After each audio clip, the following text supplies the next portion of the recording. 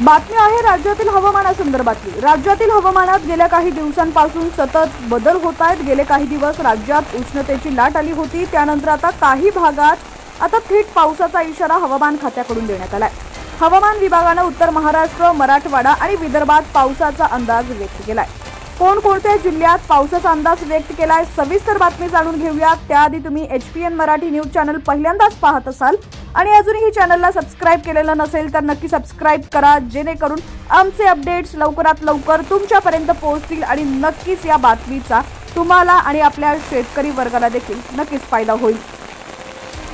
धुळे, नंदुरबार, जळगाव, छत्रपती संभाजीनगर, जालना, परभणी, हिंगोली जिल्ह्यांमधील काही भागात ढगांच्या गडगडाटासह हलक्या पावसाचा अंदाज आहे। तसंच चंद्रपूर, वर्धा, गडचिरोली आणि यवतमाळ जिल्ह्यात काही ठिकाणी विजांचा आणि ढगांच्या गडगडाटासह हलक्या पावसाची शक्यता वर्तवण्यात आली आहे। यावेळी 30 ते 40 किलोमीटर प्रति तास वेगाने वारं वाहण्याची शक्यता हवामान विभागाने व्यक्त केली आहे। राज्यात वादळी वाऱ्यासह जोरदार पावसाची शक्यता वर्तवण्यात आली आहे। राज्यातील वाढत्या तापमानामुळे पुढील 2 ते 3 दिवस मध्य महाराष्ट्र, विदर्भ, मराठवाडा आणि कोकण, गोवा या ठिकाणी वादळी वाऱ्यासह पाऊस पडण्याची शक्यता आहे। तर विदर्भ, मराठवाडा आणि मध्य महाराष्ट्रात पुढील आठवड्यात उकाडा वाढणार असल्याचं म्हटलं गेलंय।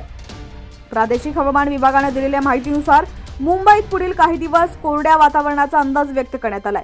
या कालावधीत किमान तापमानाचा पारा 24 ते 26 अंशापर्यंत जाऊ शकतो, तर कमाल तापमानाचा पारा 34 ते 36 अंशापर्यंत असेल। या कालावधीत आकाश निरभ्र असू शकतं, त्यामुळे कोरडं वारं आणि उन्हाच्या झळा यांचा ताप होऊ शकतो।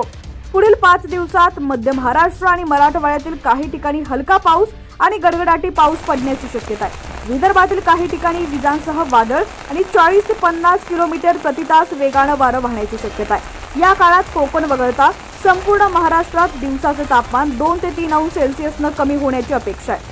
मध्य महाराष्ट्रात खानदेशपासून कोल्हापूर आणि सोलापूर पर्यंत 10 जिल्ह्यांमध्ये 18 मार्च ते 20 मार्च दरम्यान ढगाळ हवामान असेल। त्यासोबतच या ठिकाणी पावसाच्या तुरळक सरी कोसळण्याची शक्यता आहे। मराठवाड्यात 18 ते 21 मार्च दरम्यान 8 जिल्ह्यांवर परिणाम होऊ शकतो, तर विदर्भातही 21 आणि 22 मार्च रोजी अशाच प्रकारची परिस्थिती निर्माण होण्याची शक्यता आहे। सिंधुदुर्ग आणि रत्नागिरीमध्ये वातावरण उष्ण राहण्याची शक्यता आहे।